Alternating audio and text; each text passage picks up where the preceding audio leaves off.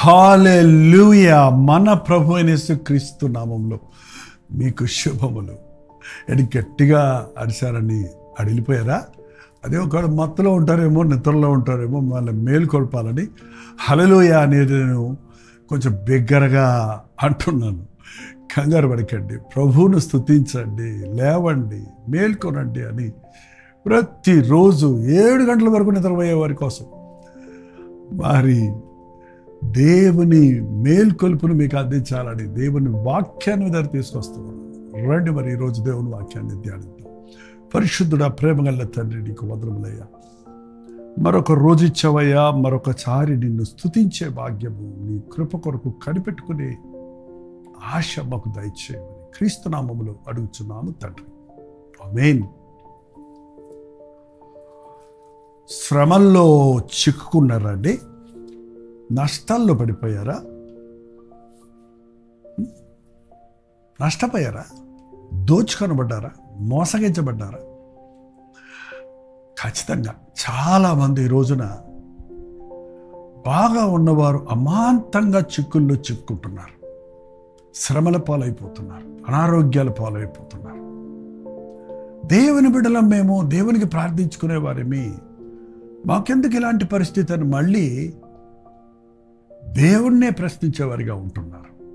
ఒకటి గుర్తుపెట్టుకోండి, దేవుడు ఎప్పుడు మనకు మేలే కానీ కీడు చేయడం. ఆయన దీవించేవాడే కానీ శపించేవాడు కాదు. మరి మన శాపాలకు కారణం ఏంటి? మన పాపాలే. మీకు మేలు కలుగుకుపోవుటకు మీ పాపములే కారణములు అని దేవుని వాక్యంలో రాయబడి ఉంది. ఇక్కడ యేసు ప్రభు ఒక ఉపమాన రీతిగా ఒక గొప్ప సత్యాన్ని చెప్పాడు. లూకా సువార్త 10వ అధ్యాయం 30వ వచనం దగ్గర చదువుతున్నాను, వినండి. అందుకు యేసు ఇట్లనెను, ఒక మనుష్యుడు యెరూషలేము నుండి యెరికోనకు దిగి వెళ్ళుచు దొంగల చేతిలో చిక్కాడు. ఎందుకు చిక్కాడు? దిగి వెళ్తున్నాడు. యెరూషలేము నుండి యెరికోకు దిగి వెళ్తున్నాడు. మీకు తెలుసా? మీరు ఎప్పుడన్నా యెరూషలేము వెళ్ళారా? ఇప్పుడు వెళ్ళే పరిస్థితులు అంతగా కనపడతలేదు, కానీ దేవుడు కృప చూపిస్తాడు. లేక ఆయన రాకడ వస్తే పరమ యెరూషలేములో మనం ఉంటాం. యెరూషలేము కొండ మీద కట్టబడిన పట్టణము, చాలా సుందరమైన పట్టణం. అది వాగ్దాన భూమి. అది మన ప్రభువు సిలువేయబడిన స్థలం. అది రక్తము కార్చి లోకమంతటికి పాప క్షమాపణ కలుగుట కొరకు సిలువ యాగము చేసిన స్థలం, ఆశీర్వదించబడిన స్థలం, దేవాలయం ఉన్న స్థలం ఒక్కచోటే ఉండేది ఆ రోజు. దేవుడు కోరుకున్న స్థలం అదే. ఏదేను తోటను కూడా చెప్పబడుతుంది. అంత చక్కటి స్థలములో నుండి ఒకడు యెరూషలేము నుండి యెరికోకు దిగి వెళుతున్నాడు. యెరికో పట్టణం గురించి మీరు చదివారా? యెహోషువ గ్రంథం 6వ అధ్యాయం చదవండి, మీకు బాగా అర్థమవుద్ది. భయంకరమైన ప్రహరీలతో ఉన్నటువంటి ఒక పట్టణం అది అప్పుడు. కానీ దేవుడు అద్భుతంగా ఆ యెరికో పట్టణాన్ని స్వతంత్రించుకున్న శత్రువుల చేతి నుండి ఇశ్రాయేలుని తప్పించడమే కాదు, ఆ పట్టణాన్ని స్వతంత్రించుకోవడానికి సాయం చేశాడు. అంతేకాదు ఒక మాట చెప్పాడు, ఇది యెరికో శపితమైన స్థలము, ఇక్కడ పాపం పెరిగిపోయిన స్థలం, ఇది వ్యాపార కేంద్రం, ఇది ఈ స్థలంను ఎవరు మళ్ళీ తిరిగి కట్టకూడదు, ఈ పట్టణంలో శపితమైనది అని చెప్పాడు. అప్పటి నుండి మనం ఫాస్ట్ ఫార్వర్డ్ చదువుకి వెళ్తే ఇప్పటి వరకు యెరికో పట్టణం ఇంకా ఉందండి. నేను ఒకసారి యెరూషలేము వెళ్ళినప్పుడు యెరికో కూడా వెళ్ళాను చూద్దామని. జక్కయ్య చెట్టెక్కిన స్థలం ఉంది అక్కడ. యెరికో పట్టణము ఇటు యెరూషలేములో నుంచి యెరికోకి వెళ్తే ఇక్కడ ఎంతో అద్భుతంగా చక్కటి సీనరీస్తో, చక్కటి కొండలతో ఉంది. యెరికోకి వెళ్ళేటప్పటికి అంతా ఎండిపోయి పాడుబడిపోయినట్లుగా ఉండటం చూసి నాకు ఆశ్చర్యం వేసింది. అది దేవుణ్ణి మరచి లోకంలో గొప్పగా ఏదో చేద్దామనుకొని నష్టపోయిన శపితమైన స్థలం. ఆ రోజుల్లో అది వ్యాపార కేంద్రం, దుర్వ్యాపారాలకు అది స్థలం. ఇక్కడ ఈ వ్యక్తి, యెరూషలేములో ఉన్న వ్యక్తి యెరికోకి దిగి వెళుతున్నాడు. ఈ రోజున చాలామంది విశ్వాసులు ఆధ్యాత్మికంగా దినదినాభివృద్ధి పొందడానికి బదులు ఇంకా దేవా నీకు దగ్గరగా చేరాలని ఆశించటానికి బదులు మరింతగా నేను పరిశుద్ధపరచబడి పరిపూర్ణులు అవ్వాలని కోరుకున్నట్టుకు బదులు దేవుడిని విడిచి వెనుదిరుగుతున్నారు. నీచ స్థితికి దిగజారిపోతున్నారు. మరలా విడిచిపెట్టిన వాటి కొరకు కకృతి పడుతున్నారు. కుక్క తన వాంతికి తిరిగినట్లు అను సామెత వీరికి సరిపోయింది అని ప్రభు చెప్పినట్లుగా ఒకప్పుడు నాకు వద్దిది అని చిచి అని వాంతి చేసిన దాన్ని ఎవ్వరు మళ్ళీ దాన్ని వాంతి వైపు చూడరండి. మీకు ఎప్పుడన్నా వాంతులు వచ్చాయా? ఆ వాంతులు చూసుకొని ఏమైనా ఆనందిస్తారా? చూడటానికి అసహ్యంగా ఉంటుంది. మన కడుపులో నుంచే వచ్చింది, నోట్లో నుంచే బయటపడింది. కానీ అది తొందరగా కడిగేసుకోవడానికి చూస్తాం, దాన్ని పడేయడానికి చూస్తాం. కానీ కుక్కని మీరు ఎప్పుడైనా గమనిస్తే అది వెళ్ళి వాంతి చేసుకొని మళ్ళీ దాన్ని నాకు తినేస్తుందంటే, అవును చూడండి, కావాలంటే అబ్జర్వ్ చేయండి. దానికి ఒక్కదానికి అలాంటి బుద్ధి. అందుకే ప్రభు అన్నాడు, కుక్క తన వాంతికి తిరిగినట్లు ఈ రోజున మనుషులు విడిచిపెట్టిన పాపాన్ని అసహించుకొని అవును నేను పాపిని అని చెప్పి ఆ త్రాగుడు విడిచిపెట్టి, ఆ నీచ కార్యాలు విడిచిపెట్టి, అపవిత్రమైన కార్యాలు విడిచిపెట్టి ఇది వద్దు అనుకొని మళ్ళీ దాంట్లోనే తలదూర్చేవారిని ఈ రోజుల్లో ఎంతమంది చూస్తున్నామండి. చాలా జాగ్రత్తగా ఉండాలి. అందుకనే విశ్వాసం అయిన తర్వాత నీ హృదయాన్ని శుద్ధిగా కాపాడుకోవాలి. నువ్వు రక్షించబడిన తర్వాత, నువ్వు మారుమనసు పొందిన తర్వాత వాక్యంతో నీ హృదయాన్ని నింపుకోవాలి. లేకపోతే నిన్ను విడిచిపెట్టిన సాతాను వచ్చి చూచి, నీ హృదయం ఖాళీగా ఉండడం చూచి తనకంటే చెడ్డమైన 7 దయ్యాలు పట్టుకొని వచ్చి కూర్చుంటాడు. మొదటి స్థితి కంటే, మునుపటి స్థితి కంటే కడపటి స్థితి భయంకరమైపోద్దని రాయబడినట్లు చాలామంది వాళ్ళ భక్తిలో దిగజారిపోతున్నారు, భక్తిహీనులైపోతున్నారు. ఎప్పుడైతే మనం భక్తిహీనతలోకి వెళ్తామో, ఎప్పుడైతే మనం దేవునికి దూరం అయిపోతామో, దేవుని దగ్గర నుంచి కిందకు దిగజారిపోతామో, దేవుని కాపుదలను మనం పోగొట్టుకుంటాం, దేవుని సన్నిధిని మనం పోగొట్టుకుంటాం, దేవుని తోడును మనం పోగొట్టుకుంటాం. పాపము చేసేవాడితో దేవుడు ఉండడండి. పాపం ఒప్పుకొని పశ్చాత్తాపడితే కనికరిస్తాడు దేవుడు, అది నిజమే. మన పాపములు తప్పులు ఎంత తొందరగా ఒప్పుకుంటే అంత ధన్యులం. ఆయన తన రక్తంలో మనల్ని శుద్ధులు చేయడానికి రెడీగానే ఉన్నాడు. కానీ నీవు డెలిబరేట్గా కావాలని దురభిమానంతో ప్రభు ప్రేమ నీకు వెగటైనట్టు లోకములో ఉన్న ప్రేమల కొరకు దిగజారితే, లోకములో ఉన్న డబ్బు కొరకు గడ్డి తింటే, డబ్బు కొరకు గడ్డి తింటున్నారండి వాళ్ళ మనుషులు. ఎంత నీచమైన దానికైనా సిద్ధపడుతున్నారు. అబద్ధాలు ఆడటానికి, మోసాలు చేయడానికి, దొంగతనాలు చేయడానికి, హత్యలు చేయటానికి. ఏం చేస్తున్నారు వారు? తాము నాశనం చేసుకుంటున్నారు. పనికి మాలిన డబ్బేం చేసుకుంటావు? నీ మనసాక్షి పాడు చేసుకొని, నీ ఒక చెడ్డ పేరు తెచ్చుకొని. మరి ఎందుకు వెళ్తున్నాడో? ఇతను ఏదో వ్యాపారం చేసి గొప్పవాడిని అవుదాం అనుకుంటున్నాడేమో. ఇవాళ వ్యాపారాలు చేయాలనే ఆశ, వ్యాపారాలు చేసి మేలు పొందిన వారికంటే నష్టపోయిన వాళ్ళే ఎక్కువ ఉన్నారండి. ఒకవేళ ఎవరైనా వ్యాపారం చేసి గొప్పవాడిని అయ్యానంటే ఏదో ఒకరోజు వాళ్ళ పరిస్థితి మీరు గమనిస్తే ఎంత ఆస్తున్నా నెమ్మది లేని స్థితితో, ఎలా వచ్చిందో ఆ అర్ధాంతరమైన ఆస్తి అలా పోయి మళ్ళీ మొదటి స్థితిలో పడే స్థితితో మీరు చూడగలుగుతారు. ప్రభునందు నమ్మిక ఉంచండి. దేవునికి దూరం అవ్వద్దు. లోకం కోసం దేవుణ్ణి విడిచిపెట్టకండి. దేవుని కోసం లోకం విడిచిపెట్టడం నేర్చుకోరండి. ఎవడైనా నన్ను వెంబడించగోరితే లోకాన్ని ద్వేషించాలి. తన ఇంటి వారిని, తన సొంత వారిని విడిచిపెట్టాలని వాక్యం చెప్తుంది. బంధువులు చెప్పారని, స్నేహితులు చెప్పారని, దేవునికి వాక్యానికి విరుద్ధంగా ఉన్న కార్యాల్లో నువ్వు పాలుపంపులు పొందినప్పుడు నష్టపోక, కష్టాలు పాలవక, అపవాది చేతుల్లో చిక్కుకొని దోచుకొనబడకుండా మరేం జరుగుతుంది? దొంగల చేతుల్లో చిక్కితే వారు అతని బట్టలు దోచుకొని అతన్ని కొట్టి కొరప్రాణాలతో విడిచిపెట్టిపోయారు. దేవుని కాపుదల మనం గుర్తించడం లేదండి. చూడండి, మన ఫోన్లకి కొంత కవరేజ్ ఏరియా అని ఉంటుంది. ఆ అవుట్ ఆఫ్ కవరేజ్ ఏరియాలోకి మనం వెళ్ళినప్పుడు ఆ కనెక్షన్స్ పనిచేయవు. అప్పుడు నువ్వు దేవుడికి ప్రార్థన చేసినా అది అక్కడ వినపడదు. నువ్వు అపవిత్రమైన స్థలంలో, నువ్వు దేవునికి విరుద్ధమైన జీవితంలో దేవునికి దూరం అయిపోయి, నాకు దేవుని కాపుదల పోయింది ఏంటి అంటే, ఆయన కాదు పోవటం, నువ్వే దూరం అయిపోయావు. దానివల్లనే నష్టపోతున్నావు. కొరప్రాణాలతో విడిచిపెట్టబడ్డాడు. ఎంతమంది ఈ రోజున ఉన్నదంతా పోగొట్టుకొని, ఆరోగ్యాన్ని పోగొట్టుకొని, ఆస్తులు పోగొట్టుకొని, ఇంటి వారిని పోగొట్టుకొని, ఒంటరి వారే మిగిలిపోవటం, అనారోగ్యాల పాలై మంచారబడటం. ఎందుకురా బ్రతుకుతున్నారన్న బ్రతుకును బ్రతికే స్థితికి దిగజారిపోవటం. ఒకప్పుడు మంచి విశ్వాసులు, ప్రార్థన పరులు చెప్పబడిన వారు. ఎందుకు అలాంటి స్థితి? దానివల్ల దేవుని నామానికి దూషణ వస్తుందండి.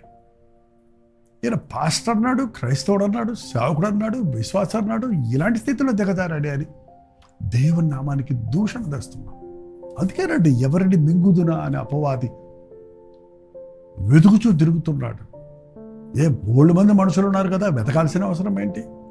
దేవుని కొరకు పనికొచ్చేవాడు కావాలి సాతానికి కూడా, వాడిని పోడు చేయటానికి. దేవుడు వాడుకునేవాడు కావాలి సాతానికి, వాడిని తాను వాడుకొని దేవుని నామానికి సిగ్గు తీసుకురావడానికి. అపవాదికి చోటు ఇవ్వకండి. మెలకువగా ఉండి ప్రార్థించడని మళ్ళీ మళ్ళీ బైబిల్ చెప్తుంది. దేవుని చిత్తం లేకుండా కాలు బయట పెట్టొద్దు. దేవుని నిర్ణయమా కాదా అని తెలుసుకోకుండా ఎటువంటి నిర్ణయాలు చేయొద్దు. అప్పుడు నీవు చేయనదంతా సఫలమవుతుంది. కానీ నీ సొంత ప్రణాళికల్లో నువ్వు ముందుకు వెళ్తే నీకు ఉన్నది కూడా పోగొట్టుకునే పరిస్థితి తప్పక కలుగుతుంది. కొరపడంతో కొట్టబడి పడి అక్కడ ఉంటే గాయాలతో ఆవిడ ఎవరతన్ని కనికరించాడు? యాజకుడు వచ్చాడు చూసిపోయాడు, లేవీడు వచ్చాడు చూసిపోయాడు.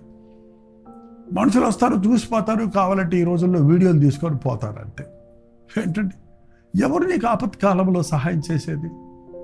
మంచి సమరయుడు వచ్చాడు. చూడగానే వాక్యంలో చూడండి, అతన్ని చూచి అతని మీద జాలిపడి దగ్గరికి పోయి నూనె ద్రాక్షరసం పోసి అతని గాయాలు కట్టి, నీ మీద జాలిపడేవాడు యేసు ప్రభు అక్కడేనండి. ఆయనే మన మంచి సమరయుడు. ఆయనే మన ప్రభు, మన రక్షకుడు, మనల్ని ప్రేమించినవాడు, మనల్ని చూచి జాలిపడేవాడు, మన మీద దయ చూపించేవాడు. అతనికి ఆ పడ్డవాడికి ఎటువంటి సంబంధం లేదు, కానీ అతన్ని చూచినప్పుడు అతనికి జాలిపడింది. నిజంగా మనం ఏ అర్హత ఉందండి దేవుడు మనల్ని కనికరించడానికి? కావాలనే మనం పాపాల్లోనికి వెళ్ళిపోయినప్పుడు, దేవునికి దూషించి దేవునికి వ్యతిరేకంగా నడుచుకుంటున్నప్పుడు,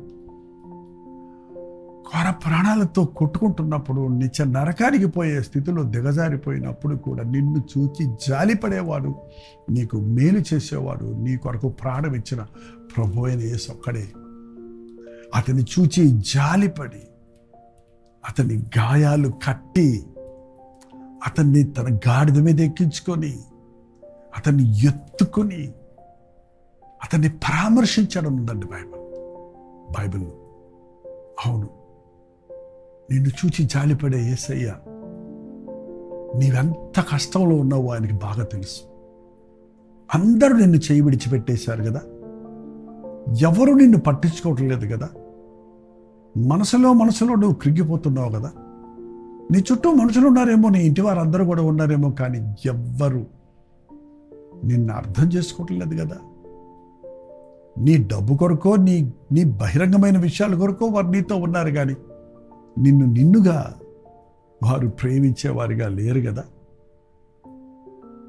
నష్టపోయి కుమిలిపోయి ఒంటరితనాన్ని అనుభవిస్తూ చావాలా బతకాలా అనే సందిగ్ధతలో పడున్న నిన్ను ప్రభు చూస్తున్నాడు. ఈరోజు ఈ సందేశం ద్వారా నేనున్నాను, నీ గాయాలు కట్టేవాడిని, నీ అవమానాన్ని తీసేసేవాడిని, నువ్వు పోగొట్టుకున్నవన్నీ తిరిగి ఇచ్చేవాడిని అని ప్రభు తన వాక్యం ద్వారా మనల్ని ఆదరిస్తూ ఉన్నాడు. నిన్ను ప్రేమించే ప్రభువుకు నీ జీవితాన్ని అప్పగించుకో. నీ తప్పును నువ్వు గ్రహించి పశ్చాత్తాపడితే, దేవుని నిందించడం మానేసి దేవుణ్ణి వేడుకుంటే, దేవుడు చేసిన మేలు తలంచి ఆయన కృతజ్ఞతాస్తుతులు చెల్లిస్తే ప్రభు ఇప్పుడు కూడా నీవు ఏ విషయాల్లో కృంగిపోయి ఉన్నావో, ఏ విషయంలో నష్టపోయి ఉన్నావో, ఎంతగా నీ జీవితాన్ని వ్యధపరుచుకున్నావో వాటన్నిటి నుంచి నీకు విడుదలివ్వటానికి ప్రభు సిద్ధంగా ఉన్నాడు. తాళవంచండి, ప్రార్థన చేసుకుందాం. పరిశుద్ధుడా, ప్రేమగల తండ్రి, ఒక్కసారి నీ బిడ్డలను చూడయ్యా. నీకు దూరమై శ్రమల పాలవుతున్న వారిని చూడయ్యా. నిన్ను మరచి, నిన్ను విడిచి లోకంలోనికి దిగజారిపోయిన వారిని చూడయ్యా. పాపములో ఏదో ఉందని, డబ్బుతో ఏదో చేయగలనని ఆధ్యాత్మిక జీవితంలో మనస్సాక్షిని పాడు చేసుకుంటున్న వారిని చూడయ్యా. నీ గాయపడిన హస్తాన్ని చాపి వారిని ముట్టి స్వస్థతను, విడుదలను కలుగజేయమని క్రీస్తు నామములో అడుగుచున్నాను తండ్రి. ఆమేన్.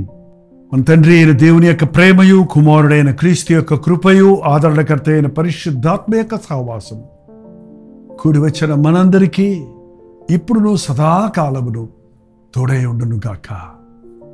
ఆమేన్. దేవుని స్తోత్రం.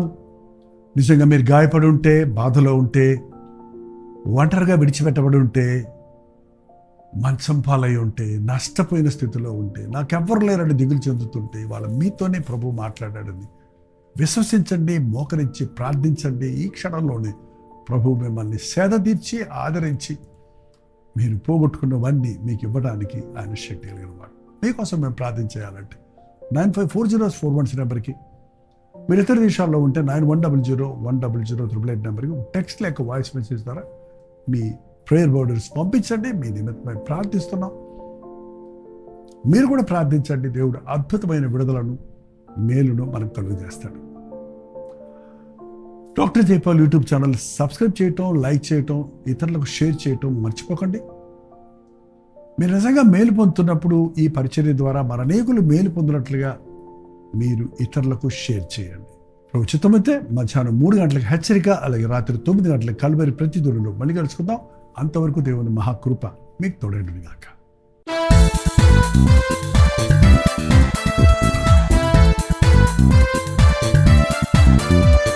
హల్లెలూయా. విశాఖపట్నం పరిసర ప్రాంతాల్లో ఉన్న వారికి శుభవార్త. దేవుని మహాకృప వల్ల ఇంచుమించు 1 సంవత్సరం తర్వాత మరలా వైజాగ్ రావడానికి ఎంతగానో ఈ సంవత్సరం అంతా ప్రార్థించాం. ఎట్టకేలకు ఈ అక్టోబర్ 2వ తారీఖున గురజాడ కళాక్షేత్రంలో 1 డే గెట్ టుగెదర్ను విశాఖపట్నంలో ఏర్పాటు చేస్తున్నాం. వైజాగ్ పరిసర ప్రాంతాల్లో ఉన్న మీరందరూ వస్తారని, మిమ్మల్ని వ్యక్తిగతంగా చూసి మీకోసం ప్రార్థించాలని, ముఖాముఖిగా మీతో సంభాషించాలని ఎంతో ఆశతో ఈ గెట్ టుగెదర్ను ఏర్పాటు చేస్తున్నాం. ఇది హాలిడే కాబట్టి మీరందరూ రండి. మధ్యాహ్నం 2 నుంచి 5 గంటల వరకు, అలాగే 6 నుంచి 10 గంటల వరకు 2 సెషన్స్ ఉంటాయి. ఈ 2 సెషన్స్లో పాల్గొని దైవాశీస్సులు పొందండి. గుర్తుపెట్టుకోండి, విశాఖపట్నంలో గురజాడ కళాక్షేత్రంలో సిరిపురం జంక్షన్, విశాఖపట్నం, మధ్యాహ్నం 2 గంటల నుంచి 6 గంటల వరకు, అలాగే సాయంత్రం 6 గంటల నుంచి 10 గంటల వరకు జరిగే 2 సెషన్లో మీరు పాల్గొని దైవాశీస్సులు పొందండి. ఈ విషయమే మీకు ఇంకా వివరాలు కావాలంటే 8939393939 నెంబర్కి మీరు కాల్ చేయండి. మరిన్ని అడ్రస్ వివరాలు మీరు తెలుసుకోవడానికి ఈ QR కోడ్ను స్కాన్ చేసుకోండి. తప్పక వస్తారు కదా. సంవత్సరం తర్వాత విశాఖపట్నం వస్తున్నాను, మిమ్మల్ని చూడాలని, దేవుని వాక్యాన్ని మీకు నేరుగా అందించి, మరి ముఖ్యంగా దేవుడు చేసిన మేళ్ళను బట్టి మనందరం కలిసి హృదయాలను దేవునికి సన్నిధిలో కుమరించి ఆయన ఆరాధించి స్తుతించాలని ఎంతో ఆశతో ఈ 1 డే గెట్ టుగెదర్ ఏర్పాటు చేస్తున్నాం. రండి, దీవించబడండి. మీ స్నేహితుల్ని, బంధువుల్ని అందరినీ తెలియజేయండి. ఇంత తక్కువ సమయంలో యాడిస్తున్నాం కాబట్టి మీరే ఇతరులకు కూడా షేర్ చేయండి.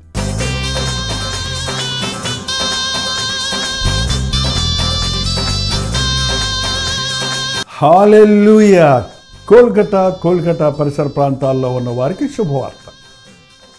ఎంతో కాలంగా ప్రార్థిస్తున్నాం, ఎదురు చూస్తున్నట్లుగా ఈ అక్టోబర్ 20వ తారీఖు, అలాగే 21వ తారీఖు 2 రోజులు బరక్పూర్లో, కలకటాలో గెట్ టుగెదర్లు ఏర్పాటు చేస్తున్నాం.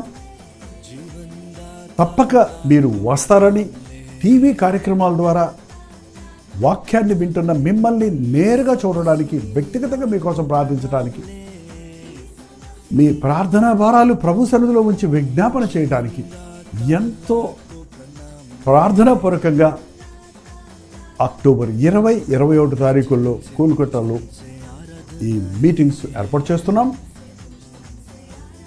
ముఖ్యంగా అక్టోబర్ 20వ తారీఖు బెరక్పూర్లో అసెంబ్లీస్ ఆఫ్ క్రైస్ట్ చర్చ్ ఆవరణలో ఈ 1 డే గెట్ టుగెదర్ ఏర్పాటు చేయబడుతుంది. అలాగే 21వ తారీఖు కోల్కతా సిటీలో బైబిల్ సొసైటీ ఆఫ్ ఇండియాలో ఈ 1 డే గెట్ టుగెదర్ ఏర్పాటు చేయబడుతుంది. ఈ విషయమై మీకు ఇంకా వివరాలు కావాలంటే ఇక్కడ ఇవ్వబడినటువంటి ఫోన్ నెంబర్కి మీరు కాల్ చేయండి, లేదా ఈ QR కోడ్ని మీరు స్కాన్ చేసుకోండి. చిరునామా గమనించండి. Assemblies of Christ church, river side road, Barrackpore, West Bengal, సాయంత్రం 5 గంటలకి. అలాగే అక్టోబర్ 21వ తారీఖు కోల్కతాలో Bible society of India, new market area, Jawaharlal Nehru road, Dharmatala, Kolkata, మధ్యాహ్నం 2 గంటల నుంచి సాయంత్రం 7 గంటల వరకు మాత్రమే. సమయాలు, తారీఖులు గమనించండి. ఈ 2 సెషన్స్లో మీరందరూ పాల్గొంటారని, ముఖాముఖిని చూడటానికి, మీకోసం ప్రార్థించడానికి అవకాశం కలుగజేస్తారని ఆశిస్తూ మీ దగ్గరకు వస్తున్నాం. రండి, మనందరం కలిసి ప్రభువుని ఆరాధిద్దాం, దీవించబడదాం. శరణం ఈసా మసీహ్ శరణం.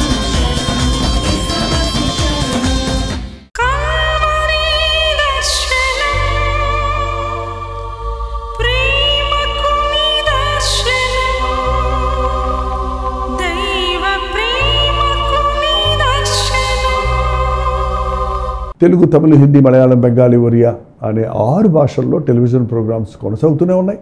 భారభరితమైన పరిచయంలో మీరు సహకరించాలని ఆశిస్తే, ప్రభు మిమ్మల్ని ప్రేరేపిస్తే మీ విరాళాలు, కానుకలు డాక్టర్ జై ఫౌండేషన్స్ అనే ట్రస్ట్ నెంబర్కి మీరు పంపించవచ్చు. అవి నేరుగా టీవీ ఛానల్స్కి వెళ్తాయి. అందులో ఏది మేము మా సొంత ఖర్చుల కొరకు ముట్టుకోవటం లేదు, వేరే పరిచయ కొరకు ముట్టుకోవటం లేదు. టెలివిజన్ పరిచయలో ఇంకా సువార్త వినని వారికి అది అందించాలని ఆశతో ఒక 20 సంవత్సరాలుగా కొనసాగుతున్న పరిచయం కొరకు ప్రార్థించండి, మీ సహకారాన్ని అందించండి.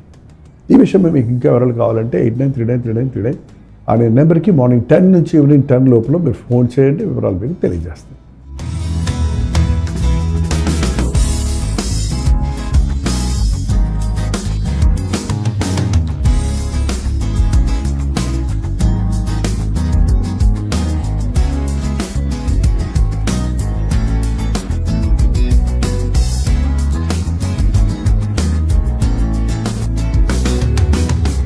ఉదయకాల